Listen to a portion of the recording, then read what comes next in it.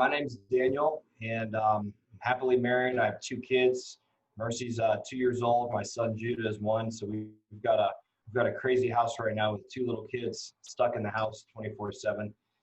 And I love fitness. I've been in the fitness industry now for about 15 years. And in 2016, I started Special Strong, and we specialize in fitness for special needs.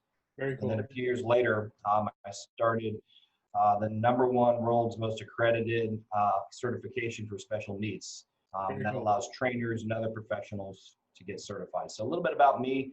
I live in Texas, DFW area. I've been in Texas for over 30 years. I love Texas and love everything about Texas other than the summer heat. Yeah, I was gonna say I've been to Dallas once. I've been to Dallas and Fort Worth for a little trip, and I love Dallas. My family's all from Houston, and it's way too hot in Houston. So I was definitely more of a Dallas guy. And apparently everyone in Dallas hates people in Houston. So I don't know if that was the rumor I was told. So, but cool, man. So tell us how you got started in personal training, and then we'll dive into like your certification, the business you own, the franchise, and all that stuff. Yeah, so when I was four, my parents got me involved in sports at a very early age. So I've always been really active. I've always needed that physical outlet.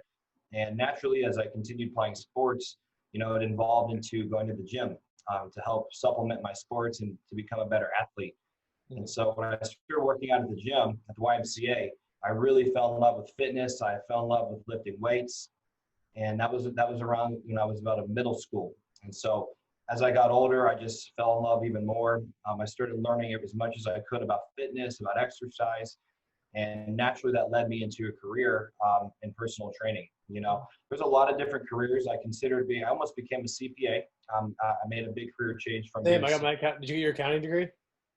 I did not. I was close. I mean, my senior year, I was headed towards that direction, but I ended up not doing it. And I love math, and that's one of the reasons why I wanted to do it. And of course, there's way more dollar signs in accounting than there are as personal trainers. If you look at the average salaries, I mean, my gosh, you could make probably 3 or 4 times as much as CPA as a trainer. That was my biggest concern about making that change. But I love fitness too much.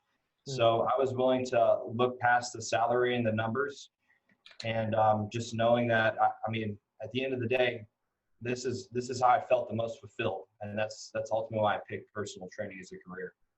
Absolutely. I mean, like you work to get money, and then you use money to make you happy. And it's like, if you can just be happy doing what you do, then you don't need the money. That was a good quote, actually. That's pretty good. Nice. Yeah, there you go. Good.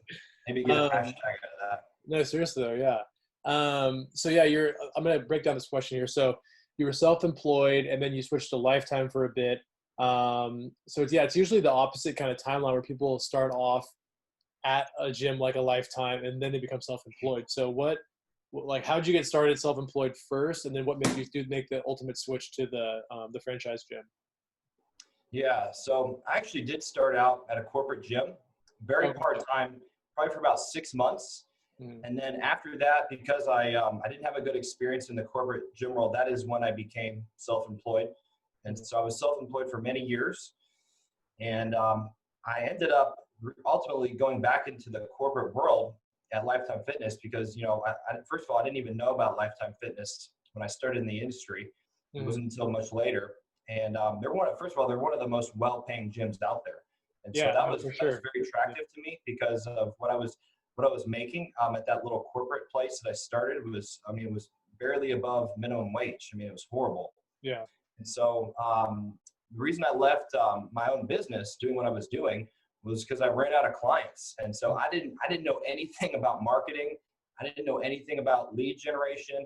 I didn't know anything about Facebook or digital ads. So, for me, I was real old school when it came to getting new business. And so what I would do is, I was at a gym as a contractor, and I just, kind of solicited the members that were already there. So I'd call on the phone, I'd text them, I'd interrupt their workout and annoy them, all that stuff. And it worked. And it got me working full time, self-employed as a contractor at the gym. But once those clients are gone, they're gone. A lot of clients are just seasonal. And so after that, the gym wasn't really growing and really weren't getting many new members. And so ultimately the gym shut down. It was a franchise and the gym shut down. And that's when I went into Lifetime. That's why I left being Okay. self-employed and went into the corporate world of the gym again. Very cool. And then, so what made you, after being at Lifetime, what made you want to, or like, at what point do you start Special Strong? Like, at what point do you kind of get towards working with the, special needs community?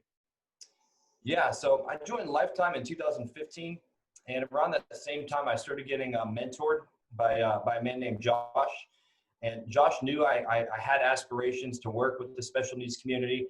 This is something that I had been thinking about many, many years before that. It's something that's always been in my heart. A lot of it has to do with my own learning disability that I was diagnosed with when I was 4.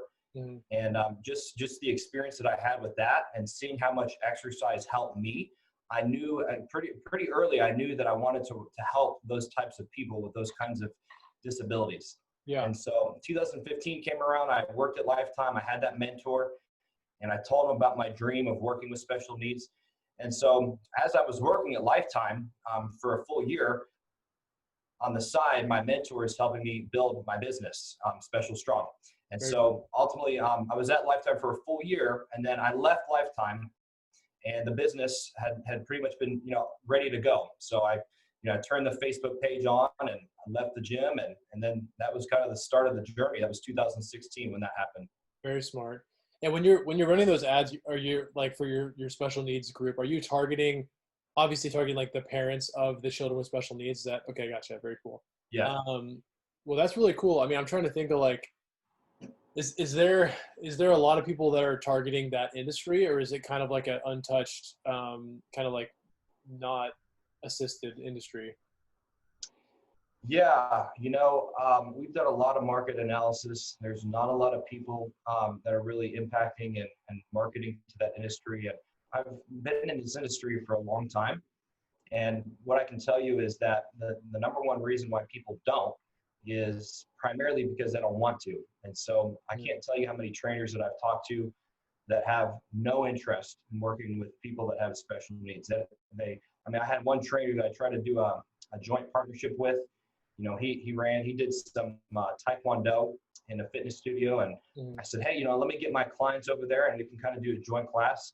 And he said, man, I don't have the patience for kids like that. Those were his exact words. And I think that's the unspoken, I think that's kind of unspoken, but I think it's the reason why it's not for everybody. And it's truly not for everybody. And that's okay. Yeah, it definitely shouldn't be. Yeah, and it shouldn't be. And that's okay. We're not all supposed to work with the same types of people. Yeah. I really don't think that's how it's supposed to be. I really think that if you really become a really well-developed personal trainer, over time you should really learn where your giftings are and what you work the best with. That maybe that's the mom who just had a baby and wants to lose the baby weight, or maybe that's the guy that works a desk job 9 to 5 and he's got the humped over shoulders and you love working with people like that. But you've got to just have a niche. You have to have a niche. You can't just be everything to everybody. And that's one of the biggest mistakes I made initially when I first started working in the corporate world is I don't care who you are, just send them my way, pay me, and I'll train you. And it's okay to start out that way, but you can't live in a career that way. It just doesn't work. Yeah, exactly.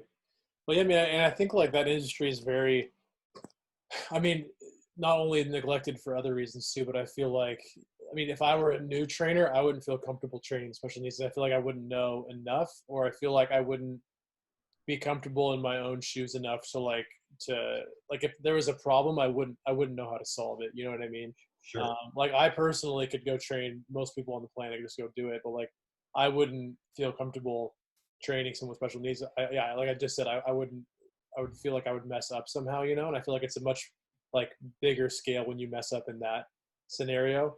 But I mean, that's awesome that obviously you were able to kind of conquer that, that industry. So, I mean, how did you go about like learning how to work with them? Was it kind of like on a trial basis? Like what did you do to kind of start like figuring out how to really come at that industry? Yeah, a lot of it was trial and error, just adapting what I already knew as a trainer and trying to make it work to the best of my ability with clients that had different types of special needs.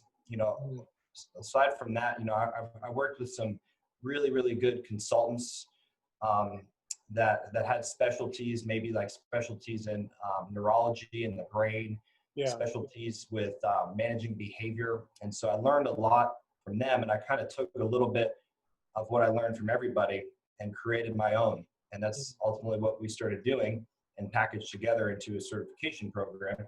But that's what I did to start out initially, because I really didn't know what I was doing. Yeah, exactly. You know, I knew how to be a trainer. I was a successful trainer working with the mainstream, but not a lot of experience working with special needs. And then was that kind of or the clients you work with, is it mostly like a mental or physical disability, or is it kind of a combination of both? Yeah, it's definitely a combination of both. Yeah. 100%. A lot of times a lot of times it is both. You know, a lot Yeah. of times it's a combination of both. Most of the time it is, because normally a neurological condition, you think about a stroke. Okay, well, a stroke, you know, or even a brain injury, you know, that starts as something maybe neurologically, and then it results in something physical. So now you have two components, right? And that happens with a lot of different conditions, where it normally starts in something that can be neurological, and it translates into something physical. And are most of the clients you work with like hand or special needs, in the sense that it's more like in the mental, like Down syndrome realm, or is it more like physical, where like they're in a wheelchair or like they got in a car accident kind of a thing? Like, is it more of the first one? Yeah, I would say it is more the first one. I mean, we certainly work with, you know, people who have physical limitations, you know, amputees, wheelchair users, you know, paraplegic clients who can only use one side of their body. Yeah. We certainly work with those too, but what we see the most of is the mental, just because they're, you know, from a statistic standpoint, you know, there's a lot more people who are impacted by some kind of mental imbalance than there is something physical, is what we've seen. So what would you say is the hardest part of training someone with a mental disability? Like, is it, you know, the actual physical activity, or is it like the education of what you're doing, or like I guess I'll let you answer, but yeah. Yeah, I'd say the hardest part is just communicating to them. You know, you've got to know how to speak their language. Yeah. And you have to, it's not, you know, you learn how to speak, you start working with somebody and you learn how they like to be talked to, and you learn how to communicate with them. They may be completely nonverbal. And then you go work with somebody else who's also nonverbal, and they need completely different communication. Yeah. You think of, you know, autism is also referred to as the autism spectrum disorder, ASD. Yeah. And it's so vast. And so you take 100 clients with autism, and you try to communicate with all 100 the same way, and you're going to fail real quick. They're all individualized. And so that's what becomes challenging, is you really have to be able to adapt and be very individualized. And one of the reasons I found that challenging is because in my profession as a personal trainer working with the mainstream, is I could create templates, and it was almost universal, meaning, you know, I could create a template and then maybe change 10%, maybe 20%, and it would work with almost anybody, assuming they didn't have some kind of limitation or some kind of imbalance, which a lot of people don't. And it was easy. It was almost like, you know, they call it like a cookie cutter workout. And for me, in my case, I just I just learned my style, and it worked really well, and it saved me a lot of time, and it became a scalable option to do with my clients, and they had a great experience with it. But you can't do that with special needs. It doesn't work that way. Do you enjoy that more, that you can't, like that is more of a challenge, like that, like everything's kind of has to be customized? Like, is that enjoyable for you? Yeah, one of the things I like about it is it's so different. You know, there's a lot of, it's not just the same thing over and over. That's one of the things I got bored with working with this just general pop, is it was always the same things, the same goals. And with special needs, it's so much more customized, and it's so much more unique. So it's always a new challenge. It's certainly a lot more challenging, you know, but I don't know about you, but I can tell you that the greatest rewards and the greatest blessings in my life have come from the greatest challenges and the greatest trials. 100%. So if we're just doing things that are easy and comfortable for us all the time, we're probably not going to feel fulfilled and we're probably not going to feel that sense of reward. And so I get to experience that, but it comes at a high price Yeah. because I'm being challenged, and I don't know when I come into the gym, I don't quite know always. Am I dealing with somebody who's in a very bad mood today? Are they going to maybe be maladaptive behaviors today? Are they going to try and run away from the gym? I don't know. It's always a mystery. Yeah. You know, something like as simple as the rain. The rain can really throw our clients off big time. Yeah. Major mood swings with the rain. So all I have to say is I embrace the challenge. You know, are there days when I'm tired and exhausted? Absolutely. Are there days when I want to quit? Absolutely. But at the end of the day, you know, this is something that I've committed to, and I feel like it's my calling. And so, you know, I embrace it, and I embrace the challenge. I love it, man. I think it's cool, man. I've seen all your, you know, I like all your LinkedIn videos. So, you know, it's kind of a special niche that you definitely have on LinkedIn, especially. It's kind of, I think I might have reached out before I saw those videos, but I mean, I see them all the time. It's definitely like a good, you know, uplifting. It's cool when, I think I've said this before in the podcast that I have, but like, it's cool when you can uplift people and then also grow your business at the same time. Like, it's cool that you're in a career that promoting yourself isn't shady, because like you're promoting yourself, but like you're doing good things. So it's like a win-win. Like no one's gonna be like, oh, what a dick, he's promoting his own business. It's like, okay, no one's gonna say that. Like you're in a great situation, man. And let's talk about your certification. So like, how do you even go about creating a certification? Like, and is there certain like bodies that you have to get approved by, or different like boards and stuff like that? Or like, can you just be like, all right, this is my certification? Like, what's that process like? Yeah, you know, I think if you want to be successful at creating a certification, you really have to look at it not as a certification, but you have to look at it as a business, and you have to treat it and invest in it like you would any business. Yeah. Otherwise, it's not going to be successful. So, to answer your question, as far as how it works, technically, I could open a Word document and I could type 50 pages on how to help a special needs client jump, and I could package it into a nice PDF, and I could create a website on being the expert in helping special needs clients jump, and I could sell it even without accreditations. I mean, yeah, the challenge is number one, how are people going to find it? And then number two, who in the world is this guy to tell me how to help how to help a special needs client jump? How do I know this guy's the expert? That's the challenge. So in essence, anybody can sell a course, but it doesn't mean somebody's going to buy it. That's the key. And so as far as us, we are accredited, and accreditation, depends on who you go through, but getting a course accredited can be very, very challenging, very, very challenging, very time consuming.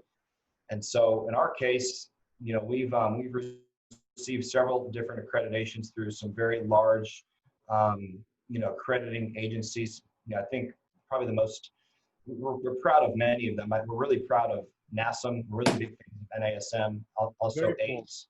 And so those are some really good ones we have. We have a couple others as well, but yeah, those accreditations help because they get people, if somebody takes the course, then they get, continuing education credits, which help them.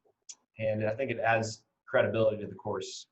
That's incredible, man. So how does that work with, like, we'll take NASM. I was going to say NASM anyway. So like when you approach NASM, do you say like, hey, I want to become a part of NASM, or I want you guys to like give me your thumbs up, or like what does that process look like?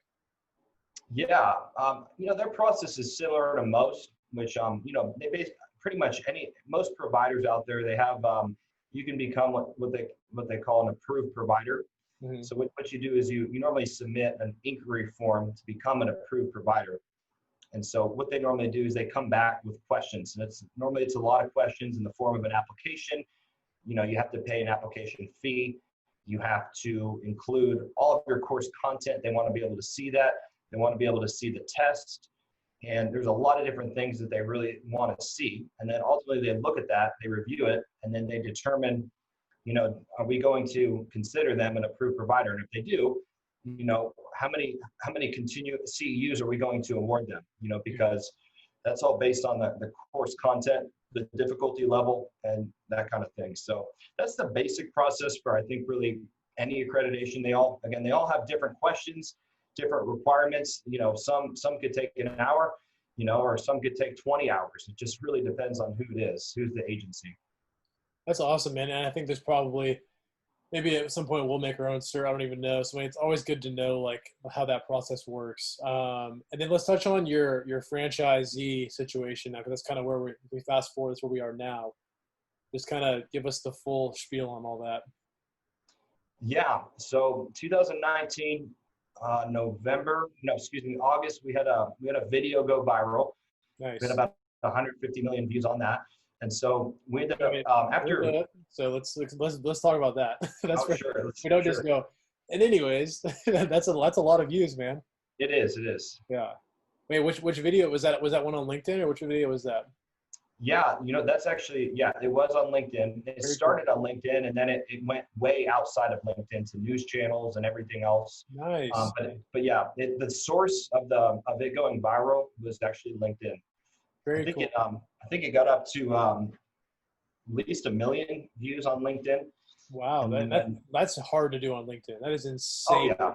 It's probably not possible. That's crazy. I'll definitely wait. So what was the video? Was it just a video of you training someone, or what was it about? Yeah, it's on my YouTube channel, but it was me. I happened to capture my client. We had been training for several months, and I captured him walking for the first time in 8 years without his wheelchair. I saw that. Okay. I like that video. I didn't know it went so far. That was a really cool video, man. I'll pull it up and I'll add it to this Zoom call. Cool. That is very cool. Sorry, good for you. Just had to break that down really quick, but feel free and continue though. But that's awesome. Yeah. So the video went viral, had over 150 million views, and we started getting worldwide attention and then worldwide interest in our services. Mm.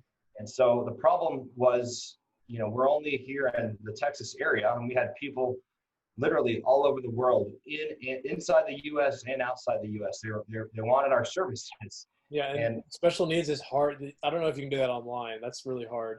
Yeah, we've tried it. It's definitely not something that's designed to work online very well. Not at all. So we realized quickly, we can't help these people because we're only in Texas. So what do? And that was the decision.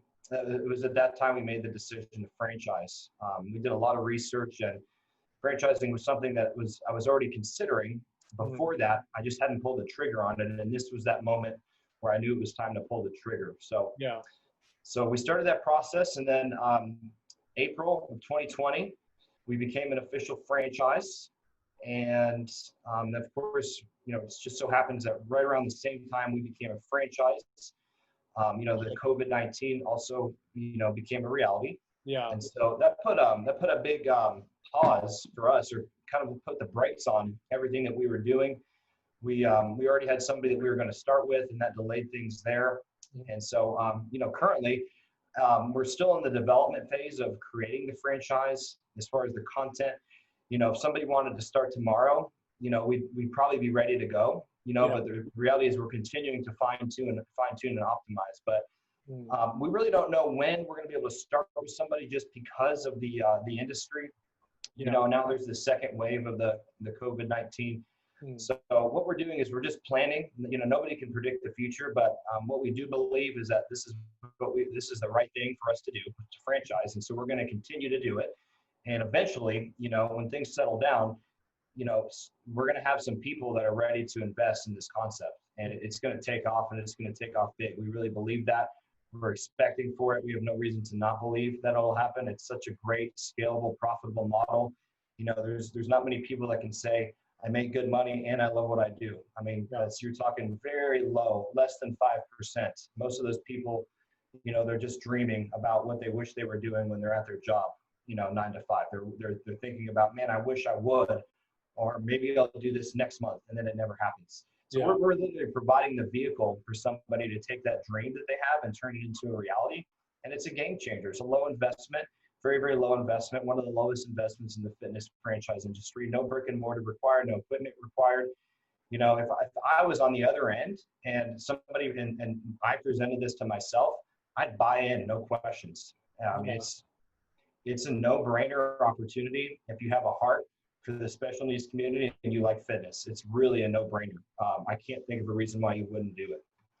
No, that's incredible. And I was going to say, I think there's probably a lot of personal trainers around the world that also teach special needs part-time on the side. Like there has to be, because personal trainers are so like diverse in what they do. So I'm sure there's like at least like 2,000 people that do that. I mean, that would be like the perfect opportunity for them.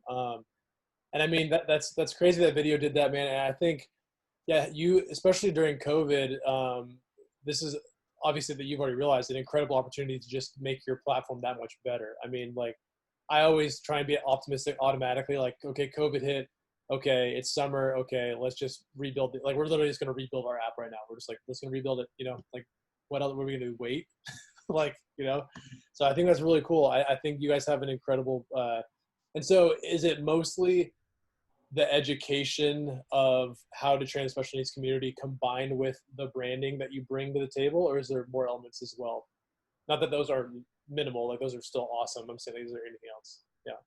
Yeah, absolutely. You know, I think it is a combination of both. You know, our education, it's available online. It's a great certification program, you know, but unfortunately it's going to lack the major components that are needed to have a successful business. It's really designed for, like you said, you know, those trainers that maybe have a few part-time clients with special needs. It's really designed for them, you know, because they're going to be able to enhance what they're already doing. It's not going to help them probably market themselves and be a full-time trainer working with special needs. Yeah. And a lot of the reason it's probably not going to do that is because it doesn't have the brand associated with it. You know, it's a completely separate company that we have called Strong Education, and that company is the agency that certifies people to work with special needs. And the other company, Special Strong, that's the franchise company. Yeah. And that's the brand. That's the brand that went national. You know, with 150 million views, the brand that people know literally all across the world because they've seen that video. You know, there's a lot, you can't put a price tag on that. You know, that's a big deal. So, you know, it's the brand, it's the systems. You know, we pride ourselves on being really big into technology. So we have an incredible tech stack. Nice. And we're saving people a lot of money. I mean, we've invested hundreds of thousands of dollars into this concept to get it where it is today. Yeah. And so if somebody else was to go and try and do that on their own, you know, why would you try and reinvent the wheel if there's already something out there that exists that you can just use as a turnkey solution and scale and build your business and be profitable? I mean, it really is what I consider a no-brainer. It's just good. It's just good business. You know, franchising in general, I love the idea of franchising. I think there's so many great franchise concepts out there. I think the biggest obstacle that people have is the initial investment, because most franchises are very expensive. The average franchise fee is over $50,000. And if you don't have that, then you're going to either have to get a loan. And if you can't get a loan, then you're going to have to tap into your retirement account. And if you don't have a retirement account, you're not getting franchise. I can promise you that. And that's just the initial fee. That doesn't include the amount of money you need for the first year, operating expenses and everything like that. So now you're looking at 100,000 plus, you know, and if you don't have that in savings, then how are you going to operate after you pay your franchise fee? What are you going to do? You're going to pay $50,000 and you're going to say, I'm ready to go. And now you're operating in the red with no money. That doesn't work. So that's why we created an affordable solution as a franchise concept, where if somebody doesn't have $100,000, that's okay. They can still run and create and invest in a profitable franchise solution. Mm-hmm. And that's truly why we exist. And for us, this is only our first concept. Our second concept, which we're currently working on, we're actually building an inclusive gym. So we already have that concept. We already have the virtual concept where you can see what the facility looks like. And that'll be our second option. And that's really for people who have a lot more capital. Obviously, it costs a lot more to own real estate and own your own brick and mortar. But it's a great option too for people who've already invested in the first concept. Maybe they've invested in the lower cost solution, and now they're ready. A couple years later, they're profitable. They have more money. Maybe now they're ready to own their own gym. So now they have options. I love that, man. You guys took the exact steps you should take for sure. Certification, online, franchisee, and then in person. That's amazing. Yeah, that's genius.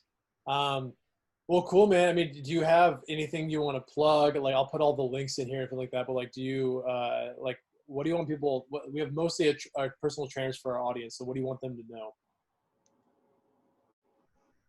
Um, yeah, I love the personal training industry, and I was a mainstream personal trainer for many years, and I'm sure those are probably the people that are listening now. Mm. And my encouragement to any trainer is find out what you're really good at, and really hone in on that. Mm. That's my number one recommendation, and I don't see many trainers doing that. The trainers that I see, they're helping people lose weight and gain muscle. Okay, well, congratulations, that's everybody. You're just like every trainer out there. So why should I hire you if I can go find thousands of other trainers that can do the same thing? So that you have to get diverse. You have to create competition, and you've really got to hone in on one thing or a couple things that you're just really good at. Those are how some of the most successful companies have started. They've just become really, really good at one thing. Okay, Chick-fil-A became really good at the Chick-fil-A sandwich. Okay, Yeah. and it just so happens they sell like 30 other things, but you go there because their sandwich is freaking awesome, and you go there for their sandwich. That is why you go there. You don't go there for their iced tea. You don't go there for their hash browns, although those are good. You go there because you know about the chicken sandwich. Okay, Exactly. so they're not trying to be everything to everybody. You've got to have that mindset. And by the way, Chick-fil-A just on Forbes. They're now 6 years in a row. They've won number one restaurant in the United States. They're rated the number one restaurant in the United States 6 years in a row. Okay. Remember, either they got really lucky or they're doing something right. And it's probably they're doing something right. Part of which is they're specializing in one thing. They become really, really, really good at one thing, the Chick-fil-A sandwich, and it's turned into all these other options. It's really amazing. So that's my recommendation to trainers is find out what you're really good at. Find out what really draws you in. Think about your training sessions with your clients, and if it's an hour long, like what are the, if you just take if you can only have 5 minutes with a client instead of an hour, what would you do? What are the favorite things that you would do in those 5 minutes with the client? And think about that and ask yourself, why is that? What is it about that, those 5 minutes, And think about the demographics of the client. Think about the things that you're helping them with. Why do you like those things? So you got to ask yourself those questions. And ultimately, a lot of it comes down to your own pain points. You're always going to be attracted to people that are like you. And any kind of pain point that you have or you've had, you're naturally going to want to help other people like that. Okay? In my own case, I had a disability when I was 4, and I had a lot of trouble with that. And so naturally, I am drawn to other people that have disabilities because that was my biggest pain point, and I can relate to them in a way that a lot of people can't. And they're like a cancer survivor. Okay, if you're a trainer and you're a cancer survivor, you definitely want to be specializing on other people who either have cancer or they've recovered from cancer, because you're going to know a lot about it and you're going to be able to relate to them. Whereas somebody else who's never had cancer, they don't understand. They've never been through it. They don't know what it's like to go through chemo. And don't try to pretend and use the "oh, I understand" statement that we all like to use, right? We know that's not true. Yeah. You've got to specialize. It's very long-winded, but you got to specialize in something. You can't just be another weight loss muscle trainer. There's too many. It's oversaturated. Nobody's interested in that. People need to get their life changed. They don't need to get 5, 10, 20 pounds of lean muscle and a six-pack. That's great, but do something meaningful. Do something meaningful that people really need more than they want. Just be better, man. I love that. Yeah, and the cancer example is that was a really good example. We have a lot of trainers that, have had cancer, and then maybe they should start specializing in clients that have had cancer. Yeah, that's genius. I love it, man. Well, cool, man. I'm going to put all the links on here. Everyone go get well, not everyone, but if you're interested, go get your Special Strong certification. Maybe everyone, I don't know, whatever you want. I don't know. It's your thing. So, but I love it, man. The franchise model sounds awesome. I can't wait for that to open up. Let me know when that opens up, and we'll post about that. Obviously, it'll be like a little bit maybe later in the summer once COVID's kind of hopefully more contained and all that. But yeah, it was awesome having you on the show. I'm gonna get a quick picture right here for the gram. Oh, that's facing the wrong way. That's embarrassing. Do one of these here. This is not looking good at all.